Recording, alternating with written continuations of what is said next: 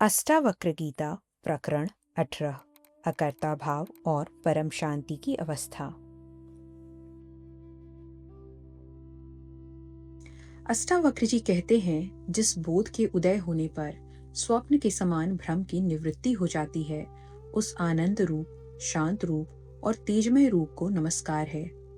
बहुत से धन को जोड़कर पुरुष बहुत से भोग प्राप्त कर सकता है, परंतु उन सब का त्याग किए बिना सुखी नहीं हो सकता। जिसका मन कर्तव्यजन्य दुख रूपी सूर्य की तीव्र ज्वाला से झुलस रहा है, उसे भला शांति की अमृत धारा का सेवन किए बिना सुख की प्राप्ति कैसे हो सकती है। अष्टावक्र जी कहते हैं, हे जनक, यह जगत संकल्प मात्र है। परमार्थ दृष्टि से तो आत्मा के अतिरिक्त कोई भी वस्तु भाव रूप अर्थात सत्य रूप नहीं है। आत्मा ही सत्य रूप है और संपूर्ण प्रपंच अभाव रूप है अर्थात असत्य रूप है। आत्मा न तो दूर है और न पास, न संकोच से ही प्राप्त होता है। वह तो संकल्प रहित, प्रयत्न रहित, विकार रहित और दुख रहित है।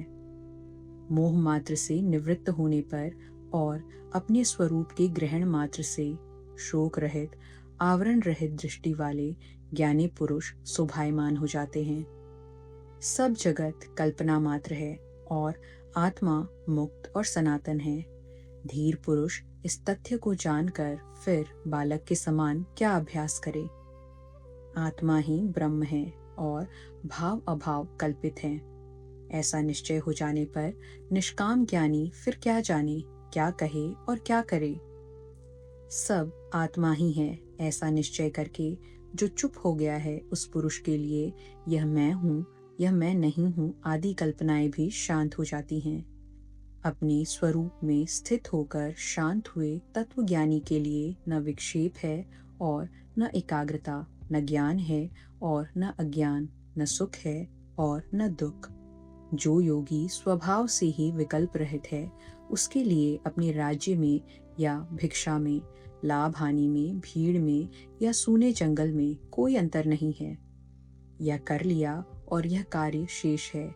इन द्वंद्वों से जो मुक्त है, उसके लिए धर्म कहाँ, कर्म कहाँ, अर्थ कहाँ और विवेक कहाँ। जीवन मुक्त योगी का न तो कुछ कर्तव्य है और न ही उसके हृदय में कोई अनुराग है। वह संसार में यथा प्राप्त जीवन जीता है। जो महात्मा सभी संकल्पों की सीमा में अर्थात आत्मज्ञान में विश्राम कर रहा है, उसके लिए मोह कहाँ, संसार कहाँ, ध्यान कहाँ और मुक्ति कहाँ। जिसने इस जगत को देखा है, वह यह नहीं कह सकता कि जगत नहीं है, क्योंकि उसको जगत के होने या न होने की वासनाएं बनी हुई हैं। पर जो कामना रहित पुरुष है, वह तो इसको देखते हुए भी नहीं देखता। जिसने परम ब्रह्म को देखा हो, वह चिंतन किया करे कि वह ब्रह्म मैं हूँ, पर जिसे कुछ दूसरा दिखाई नहीं देता, वह निश्चिंत क्या विचार करे। जो आत्मा में विक्षेप देखता है, वह चित्त का निरोध करे, पर जो विक्षेप रहित ज्ञानी पुरुष है, वह किसी साध्य के बिना क्या ही करे। जो संसार की तरह बरतता हुआ भी संसार से भिन्न है, वह धीर पुरुष न अपनी समाधि को देखता है, न विक्षेप को और न ही बंधन को देखता है। जो तृप्त ज्ञानी है, वह भाव और अभाव से रहित और वासना रहित होता है। लौकिक दृष्टि से कुछ करते हुए भी वह कुछ भी नहीं करता। तत्वज्ञानी पुरुष का प्रवृत्ति या निवृत्ति का दुराग्रह नहीं होता। जब जो सामने आ जाता है, तब उसे करके वह आनंद से रहता है। ज्ञानी कामना, आश्रय और परतंत्रता आदि के बंधनों से सर्वथा मुक्त होता है।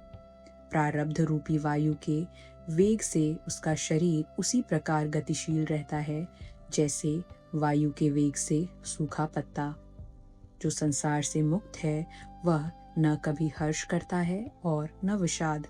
उसका मन सदा शांत रहता है और वह शरीर में रहते हुए भी विदेह के समान सुशोभित होता है। जिसका अंतर्मन शीतल और स्वच्छ है, जो आत्मा में ही रमण करता है, उस धीर पुरुष की न तो किसी त्याग की इच्छा होती है और न ही कुछ पाने की इच्छा। जिस धीर पुरुष का चित्त स्वभाव से ही निर्विषय है, वह साधारण मनुष्य के समान प्रारब्धवश बहुत से कार्य करता है, पर उसका उसे न तो मान होता है और न अपमान ही। यह कर्म शरीर ने किया है, मैंने नहीं, मैं तो शुद्ध स्वरूप हूँ। इस प्रकार जिसने निश्चय कर लिया, वह कर्म करता हुआ भी नहीं करता।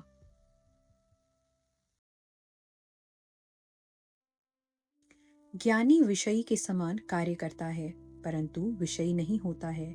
वह तो सांसारिक कार्य करता हुआ भी शोभा को प्राप्त होता है। जो धीर पुरुष अनेक विचारों से थक कर अपने स्वरूप में विश्राम पा चुका है, वह न कल्पना करता है, न जानता है, न सुनता है और न देखता ही है। ज्ञानी मुमुक्षु नहीं होता है, क्योंकि विक्षेप की निवृत्ति के लिए मुमुक्षु समाधि को करता है। ज्ञानी में विक्षेप है नहीं, इसीलिए वह समाधि को नहीं करता है। उसमें बंधन भी नहीं है, क्योंकि द्वैत भ्रम उसका नष्ट हो गया है। जिसको द्वैत भ्रम होता है, उसी को बंधन भी होता है।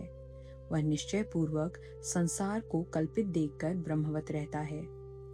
जिसके अंतःकरण में अहंकार है, वह देखने में कर्म न करे तो भी करता है, पर जो अहंकार रहित धीर पुरुष है, वह सब कुछ करते हुए भी कर्म नहीं करता। मुक्त पुरुष के चित्त में न द्वेष है, न संतोष और न कर्तव्य का अभिमान ही है, न संकल्प विकल्प है। उसके चित्त में न आशा है, न संदेह। जीवन मुक्त का चित्त ध्यान और व्यवहार करने की चेष्टा नहीं करता। उसका चित्त तो संकल्प रहित निश्चल स्थित होता है और व्यवहार भी करता है।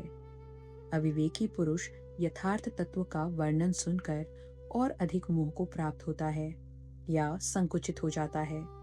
कभी कभी तो कुछ बुद्धिमान भी अंदर से शांत चित्त वाला होकर बाहर से उस अविवेकी के समान व्यवहार करने लगते हैं। मूढ़ पुरुष बार बार चित्त की एकाग्रता और निरोध का अभ्यास करते हैं। ज्ञानी पुरुष सोए हुए के समान अपने स्वरूप में स्थित रहते हुए कुछ भी कर्तव्य रूप से नहीं करते। मूढ़ पुरुष प्रयत्न से या प्रयत्न के त्याग से शांति प्राप्त नहीं कर सकते, पर ज्ञानी पुरुष तत्व के निश्चय मात्र से शांति प्राप्त कर लेता है। आत्मा के संबंध में जो लोग अभ्यास में लग रहे हैं, वे अपने शुद्ध बुद्ध प्रिय पूर्ण निष्प्रपंच और निरामय ब्रह्म स्वरूप को नहीं जानते।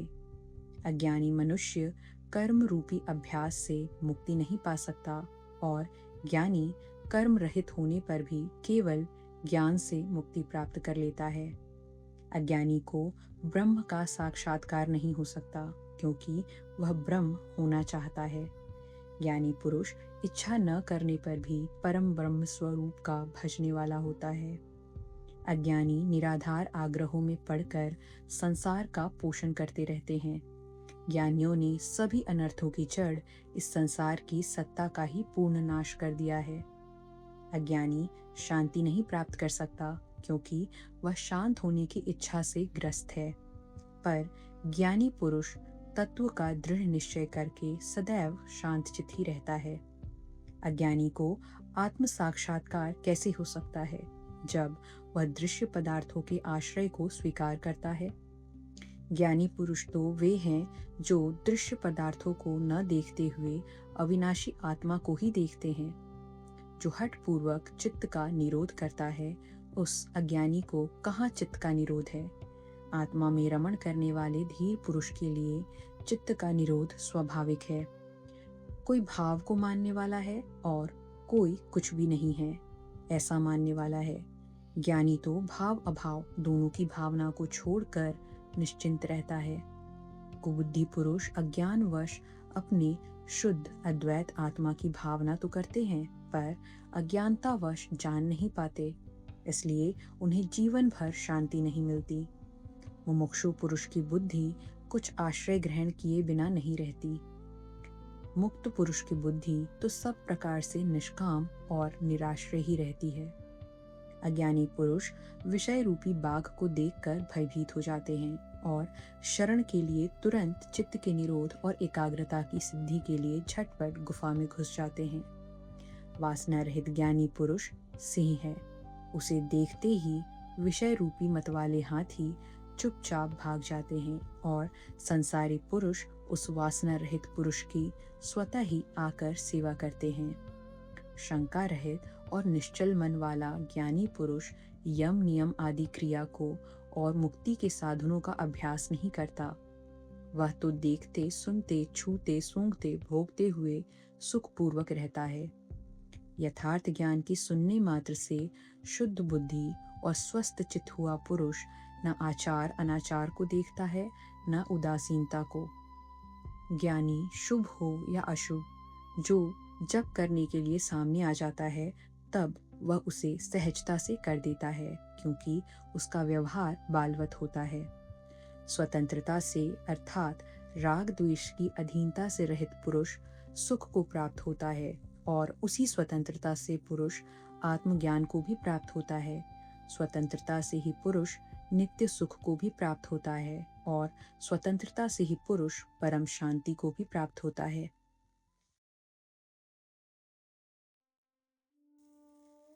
जब साधक अपने आप को अकर्ता और अभोक्ता मान लेता है, तब उसके चित्त की सभी वृत्तियां क्षीण हो जाती हैं। ज्ञानी पुरुष की शांति रहित स्वाभाविक स्थिति भी शोभती है, पर जिसके चित्त में अनेक इच्छाएं भरी हैं, उस अज्ञानी पुरुष की बनावटी शांति भी शोभा नहीं पाती। कल्पना रहित, बंधन रहित और मुक्त बुद्धि वाले धीर पुरुष कभी प्रारब्धवश बड़े बड़े भोगों में आनंद का खेल करते हैं और कभी पर्वतों की गहन गुफाओं में भी निवास करते हैं। धीर पुरुष के हृदय में शास्त्रज्ञ ब्राह्मण देवता तीर्थ का पूजन करके तथा स्त्री, राजा और प्रियजन को देखकर कोई कामना नहीं होती।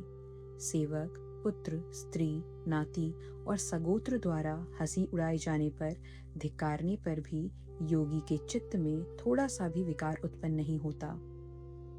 लौकिक दृष्टि से प्रसन्न दिखने पर वह प्रसन्न नहीं होता और दुखी दिखने पर दुखी नहीं होता। उसकी उस आश्चर्यमय दशा को उसके समान लोग ही जान सकते हैं। कर्तव्यता ही संसार है। विद्वान लोग उस कर्तव्यता को नहीं देखते, क्योंकि उनकी बुद्धि शून्याकार, निराकार, निर्विकार और निरामय यानी दुख रहित होती है। अज्ञानी पुरुष कुछ न करते हुए भी शोभवश सदा व्याकुल ही रहता है। ज्ञानी पुरुष सब कार्य करता हुआ भी शांत रहता है। शांत बुद्धि वाला पुरुष सुखपूर्वक बैठता है, सुखपूर्वक सोता है, सुखपूर्वक आता जाता है, सुखपूर्वक बोलता है और सुखपूर्वक ही खाता है। ज्ञानवान पुरुष व्यवहार को करता हुआ भी अज्ञानी पुरुषों की तरह खेद को नहीं प्राप्त होता। वह महासरोवर की तरह क्लेश रहित शोभा को प्राप्त होता है। मूढ़ में निवृत्ति से भी प्रवृत्ति उत्पन्न हो जाती है और धीर पुरुष की प्रवृत्ति भी निवृत्ति के समान फलदायिनी है। अज्ञानी पुरुष प्रायः घर आदि से वैराग्य करता दिखाई देता है, पर जिसका देह अभिमान नष्ट हो चुका है, उसके लिए कहाँ राग और कहाँ वैराग्य। अज्ञानी की दृष्टि सदा भाव या अभाव में लगी रहती है, पर धीर पुरुष की दृष्टि तो दृश्य को देखते रहने पर भी आत्मस्वरूप को देखने के कारण और कुछ भी नहीं देखती। जो धीर पुरुष सभी कार्यों में एक बालक के समान निष्काम भाव से व्यवहार करता है, वह शुद्ध है और कर्म करने पर भी उससे लिप्त नहीं होता। वह आत्मज्ञानी धन्य है जो सभी स्थितियों में समान रहता है। देखते, सुनते, छूते, सूंघते और खाते पीते भी उसका मन तृष्णा रहित होता है। धीर पुरुष सदा आकाश के समान निर्विकल्प रहता है। उसकी दृष्टि में कहाँ संसार और कहाँ उसका भान है। उसके लिए साध्य क्या और साधन क्या। जिस सन्यासी को अपने अखंड स्वरूप में सदा स्वाभाविक रूप से समाधि रहती है, जो पूर्णानंद स्वरूप है, वही विजयी है। बहुत कहने से क्या लाभ। महात्मा पुरुष भोग और मोक्ष दोनों की इच्छा नहीं करते और सदा सर्वत्र राग रहित होते हैं। महतत्व से लेकर संपूर्ण द्वैत रूप दृश्य जगत नाम मात्र का ही विस्तार है। शुद्ध बुद्ध स्वरूप धीर ने जब उसका भी परित्याग कर दिया, फिर भला उसका क्या कर्तव्य शेष है। यह संपूर्ण दृश्य जगत प्रपंच मात्र है। यह कुछ नहीं है। ऐसे निश्चय से युक्त पुरुष फिर कुछ भी प्रयत्न नहीं करता और स्वभाव से ही शांत हो जाता है। जो शुद्ध स्वरूप है, जिसे दृश्य सत्तावान नहीं मालूम पड़ता, उसके लिए विधि क्या, वैराग्य क्या, त्याग क्या और शांति भी क्या। जो अनंत रूप से माया को नहीं देखता, उसके लिए बंधन कहाँ, मोक्ष कहाँ, हर्ष कहाँ और विषाद कहाँ। बुद्धि पर्यंत संसार से जहाँ माया ही माया भासती है, वहाँ ममता, अहंकार और कामना से रहित ज्ञानी ही शोभता है। जो मुनि संताप से रहित अपने अविनाशी स्वरूप को जानता है, उसके लिए विद्या कहाँ और विश्व कहाँ, अथवा देह कहाँ और मैं मेरा कहाँ। जड़ बुद्धि वाला यदि निरोध आदि कर्मों को छोड़ भी देता है, तो अगले क्षण बड़े बड़े मनोरथ बनाने और प्रलाप करने लगता है। अज्ञानी तत्व का श्रवण करके भी अपनी मूर्खता का त्याग नहीं करता। वह बाह्य रूप से तो निसंकल्प हो जाता है, पर उसके अंतर मन में विषयों की इच्छा बनी रहती है। ज्ञान से जिसका कर्म बंधन नष्ट हो गया है, वह लौकिक रूप से कर्म करता रहे तो भी उसके कुछ करने या कहने का अवसर नहीं रहता, क्योंकि वह अकर्ता और अवक्ता है। जो धीर सदा निर्विकार और भय रहित है, उसके लिए अंधकार कहाँ, प्रकाश कहाँ और त्याग कहाँ। उसके लिए किसी का अस्तित्व नहीं रहता। योगी को धैर्य कहाँ, विवेक कहाँ और निर्भयता भी कहाँ। उसका स्वभाव अनिर्वचनीय है और वह वस्तुतः स्वभाव रहित है। योगी के लिए न स्वर्ग है, न नरक और न जीवन मुक्ति ही। इस संबंध में अधिक कहने से क्या लाभ है। योग की दृष्टि से तो कुछ भी नहीं है। धीर पुरुष का चित्त ऐसे शीतल रहता है जैसे वह अमृत से परिपूर्ण हो। वह न लाभ की आशा करता है और न हानि का शोक। धीर पुरुष न संत की स्तुति करता है और न दुष्ट की निंदा। वह सुख दुख में समान स्वयं में तृप्त रहता है। वह अपने लिए कोई भी कर्तव्य नहीं देखता। धीर पुरुष न संसार से द्वेष करता है और न आत्मदर्शन की इच्छा। वह हर्ष और शोक से रहित है। लौकिक दृष्टि से वह न तो मृत है और न जीवित। जो धीर पुरुष पुत्र स्त्री आदि के प्रति आसक्ति से रहित होता है, विषय में कामना रहित है, अपने शरीर के लिए भी निश्चिंत रहता है, सभी आशाओं से रहित होता है, वह सुशोभित होता है। जहाँ सूर्यास्त हुआ वहाँ सो लिया, जहाँ इच्छा हुई वहाँ रह लिया, जो सामने आया उसी के अनुसार व्यवहार कर लिया। इस प्रकार धीर सर्वत्र संतुष्ट रहता है। जो अपने आत्म स्वरूप में विश्राम करते हुए सभी प्रपंचों का नाश कर चुका है, उस महात्मा को शरीर रहे अथवा नष्ट हो जाए, ऐसी चिंता भी नहीं होती। ज्ञानी पुरुष अकिंचन, स्वच्छंद, निर्द्वंद और संशय रहित होता है। वह किसी भाव में आसक्त नहीं होता। वह तो केवल आनंद से विहार करता है। धीर पुरुष की हृदय ग्रंथि खुल जाती है, रज और तम नष्ट हो जाते हैं। वह मिट्टी के ढेले, पत्थर और सोने को समान दृष्टि से देखता है। ममता रहित वह सुशोभित होता है। जो इस दृश्य प्रपंच पर ध्यान नहीं देता, आत्म तृप्त है, जिसके हृदय में जरा सी भी कामना नहीं होती, ऐसे मुक्तात्मा की तुलना किसके साथ की जा सकती है। कामना रहित पुरुष के अतिरिक्त ऐसा और कौन है जो जानते हुए भी न जाने, देखते हुए भी न देखे और बोलते हुए भी न बोले। राजा हो या रंक, जो कामना रहित है वह ही सुशोभित होता है। जिसकी दृश्य वस्तुओं में शुभ और अशुभ बुद्धि समाप्त हो गई है, वह निष्काम है। योगी निष्कपट, सरल और चरित्रवान होता है। उसके लिए स्वच्छंदता क्या, संकोच क्या और तत्व विचार भी क्या। जो अपने स्वरूप में विश्राम करके तृप्त है, आशा रहित है, दुख रहित है, वह अपने अंतःकरण में जिस आनंद का अनुभव करता है, वह कैसे किसी को बताए। धीर पुरुष हमेशा तृप्त रहता है। वह सोकर भी नहीं सोता, वह स्वप्न देखकर भी नहीं देखता और जागृत रहने पर भी नहीं जगता, क्योंकि तीनों अवस्थाओं वाली जो बुद्धि है, उसका वह साक्षी होकर उससे अलग है। धीर पुरुष चिंतावान होने पर भी चिंता रहित होता है, इंद्रिय युक्त होने पर भी इंद्रिय रहित होता है, बुद्धि युक्त होने पर भी बुद्धि रहित होता है और अहंकार सहित होने पर भी अहंकार रहित होता है।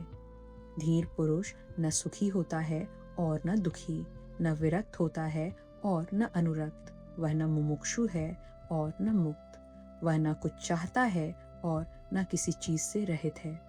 धीर पुरुष विक्षेप में विक्षिप्त नहीं होता, समाधि में समाधिस्थ नहीं होता, उसकी लौकिक जड़ता में वह जड़ नहीं है और पांडित्य में पंडित नहीं है। धीर पुरुष सभी स्थितियों में अपने स्वरूप में स्थित रहता है, कर्तव्य रहित होने से वह सदा शांत और समान रहता है। तृष्णा रहित होने के कारण वह क्या किया और क्या नहीं किया इन बातों का स्मरण नहीं करता। वंदना करने से वह प्रसन्न नहीं होता, निंदा करने से क्रोधित नहीं होता, मृत्यु से उद्वेग नहीं करता और जीवन का हर्ष नहीं करता। शांत बुद्धि वाला धीर न तो जनसमूह की ओर दौड़ता है और न वन की ओर। वह जहाँ जिस स्थिति में होता है वहाँ ही समचित से आसीन रहता है। वीडियो को पूरा देखने के लिए बहुत बहुत धन्यवाद। अगर वीडियो पसंद आई हो तो इसे लाइक करें और चैनल को सब्सक्राइब करना न भूलें। मिलते हैं अगले वीडियो में।